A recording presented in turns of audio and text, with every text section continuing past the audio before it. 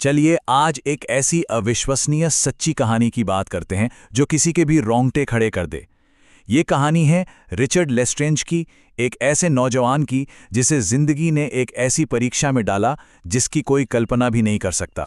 7300 ये कोई छोटा मोटा नंबर नहीं है। ये वो दिन है जो रिचर्ड ने एक सुनसान द्वीप पर बिल्कुल अकेले गुजारे, मतलब पूरे 20 साल।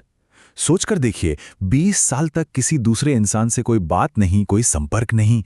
और सबसे बड़ी बात यह थी कि रिचर्ड इस भयानक सपने के लिए बिल्कुल भी तैयार नहीं था। वो तो एक शहर का लड़का था जिसने जंगल की असलियत को कभी करीब से देखा ही नहीं था। तो ये कहानी शुरू होती है साल 1945 में। 22 साल का रिचर्ड अपने पिता कैप्टन आर्थर के साथ नॉर्थम्बरलैंड नाम के कमर्शियल जहाज पर सवार था। ये एक ऐसी यात्रा होने वाली थी जो उन्हें कहीं नहीं बल्कि एक अंतहीन अकेलेपन में ले जाने वाली थी। बॉस्टन से सैन फ्रांसिस्को का सफर शुरू हुए बस 8 ही दिन हुए थे कि एक भयानक हादसा हो गया। जहाज की रसोई में उठी एक छोटी सी चिंगारी जहाज में रखे बारूद तक जा पहुंची और फिर एक जबरदस्त धमाके ने जहाज के टुकड़े टुकड़े कर दिए। आखिरी पलों में कैप्टन आर्थर ने रिचर्ड को एक छोटी लाइफबोट में धकेलकर उसकी जान बचाई और रिचर्ड अपनी आंखों के सामने अपने पिता और जहाज दोनों को आग के गोले में बदलते देखता रहा। अगले 3 दिन वो बस उस छोटी सी नाव में चिलचिलाती धूप के नीचे अकेले बहता रहा। 3 दिनों तक समुद्र में भटकने के बाद जब रिचर्ड की सारी उम्मीदें लगभग खत्म हो चुकी थी, तब जाकर उसकी नाव एक द्वीप के किनारे लगी। उसे लगा कि चलो, जान बच गई। पर उसे क्या पता था कि असली इम्तिहान तो अब शुरू होने वाला है। यहां आकर उसके सामने एक बहुत ही अजीब और मुश्किल हालत खड़ी हो गई। चारों तरफ मीलों तक सिर्फ समंदर का पानी था, लेकिन पीने लायक एक बूंद भी नहीं। खारा पानी पीना तो सीधे सीधे मौत को दावत देना था। उसकी जान बचाने वाली पहली चीज बने नारियल, जिनसे उसे जिंदगी देने वाला मीठा पानी मिला। पानी का इंतजाम तो हो गया, पर अब अगली सबसे बड़ी जरूरत थी आग। उसने जैसा किताबों में पढ़ा था, सूखी लकड़ियां इकट्ठी की और उन्हें घंटों तक रगड़ता रहा, लेकिन नतीजा? हाथों में छाले पड़ गए, खून बहने लगा, पर आग की एक चिंगारी तक नहीं जली। उस पल की निराशा और दर्द ने उसे अंदर तक तोड़ दिया था। लेकिन कहते हैं ना, जब सारी उम्मीदें दम तोड़ देती हैं, तभी कुछ ऐसा होता है जो सब कुछ बदल देता है। रिचर्ड के साथ भी कुछ ऐसा ही हुआ। सवाल यह है कि जब सब कुछ खत्म हो जाए तो मदद कहां से आती है? रिचर्ड के लिए जवाब एक बहुत ही भयानक खोज में छिपा था।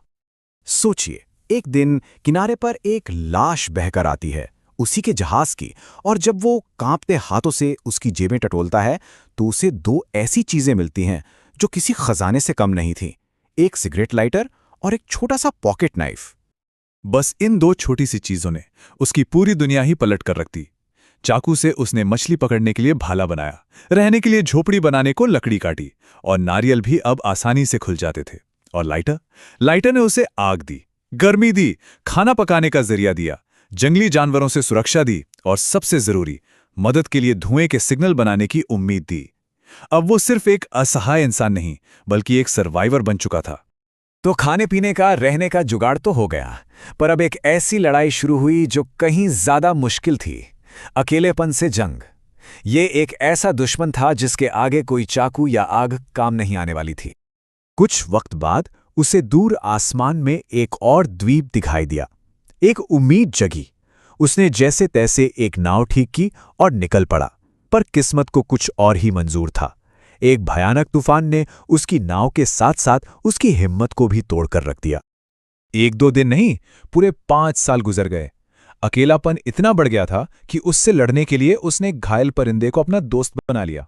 वो सिर्फ एक पालतू नहीं था, वो अपनी इंसानियत को जिंदा रखने का एक जरिया था, किसी से बात करने का, अपनी कहानी सुनाने का, ताकि वो बोलना ना भूल जाए। 10 साल, एक पूरा दशक। अब तो हालत ये थी कि उसकी यादें धुंधलाने लगी थीं। उसे अपनी माँ का चेहरा तक ठीक से याद नहीं आ रहा था, बस एक धुंधली सी परछाई जहन में बची थी। और 15 साल होते होते वो शारीरिक और मानसिक दोनों तरह से टूटने की कगार पर पहुंच गया। वो बस हड्डियों का एक ढांचा रह गया था, और सबसे डरावनी बात, वो अपना नाम तक भूलने लगा था, जो किसी भी इंसान की पहचान की आखिरी निशानी होती है। वो शायद पानी में अपनी परछाई देखकर खुद से पूछता होगा, क्या मैं इंसान हूं या जानवर बन चुका हूं? ये बस एक सवाल नहीं था, ये अपनी पहचान बचाने की आखिरी हताश कोशिश थी। वो जानबूझकर खुद से जोर जोर से बातें करता ताकि भाषा को जिंदा रख सके, और हर गुजरते दिन के लिए गुफा की दीवार पर एक लकीर खींच देता था, ये साबित करने के लिए कि वो अभी भी है, उसका वजूद है। लगभग 20 साल का अकेलापन, सारी उम्मीदें मर चुकी थीं, पर फिर एक छोटी सी मामूली सी चीज ने सब कुछ बदल दिया और उसके अंदर भागने की आग को फिर से जला दिया।